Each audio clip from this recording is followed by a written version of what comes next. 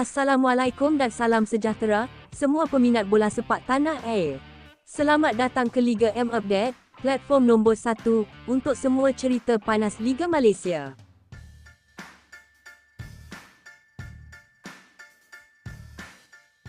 Keputusan masa penuh, perlawanan Minggu 15 Liga Super Malaysia 2025-2026, penuh drama, gol dan emosi. Dalam video ini, kami kongsikan kedudukan terkini, penjaring terbanyak, bantuan gol terbanyak, serta jadual perlawanan seterusnya. Sebelum kita mula, tekan butang subscribe dan aktifkan loceng notifikasi supaya anda tak terlepas berita paling pantas dan panas dari Liga Malaysia.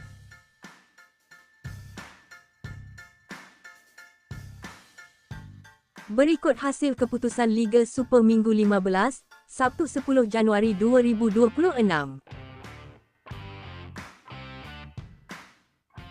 Keputusan masa penuh antara Immigration FC lawan Kelantan The Real Warriors di Stadium Negeri Pulau Pinang berakhir 3-0, kemenangan Immigration FC.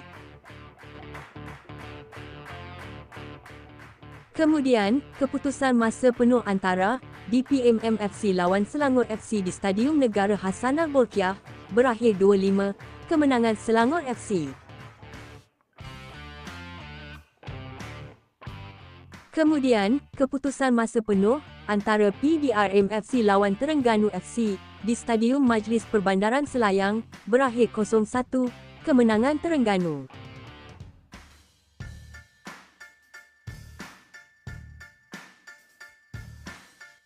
Jom kita tengok kedudukan terkini Liga Super 2025. JDT masih selesa di puncak dengan 42 mata, tempat kedua jadi rebutan KL City 29 mata, diikuti rapat Kuching City dan Selangor 28 mata.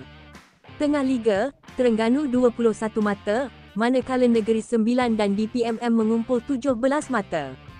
Bawah pula makin genting, Sabah, Penang, Kelantan The Real Warriors, Wajib kutip mata, dan Melaka serta PDRM mengumpul 6 mata.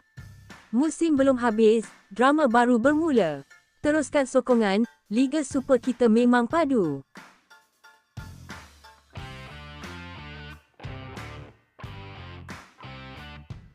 Panas, carta penjaring gol Liga Super Malaysia 2025 makin membara. Sekarang ni, Krl Morais dari Selangor sedang mendahului carta dengan 16 gol. Tapi jangan lupa, mesin gol JDT Bergson masih mengintai rapat dengan 13 gol, diikuti rakan sepasukan, Jairo da Silva 11 gol. Ronald Ngah 9 gol, Safawi Rashid 8 gol, dan Ajdin Mujagik 7 gol, sementara Arif Aiman 6 gol. Persoalannya sekarang, siapa bakal sapu kasut emas musim ni? Liga masih panjang, dan setiap minggu boleh ubah segalanya.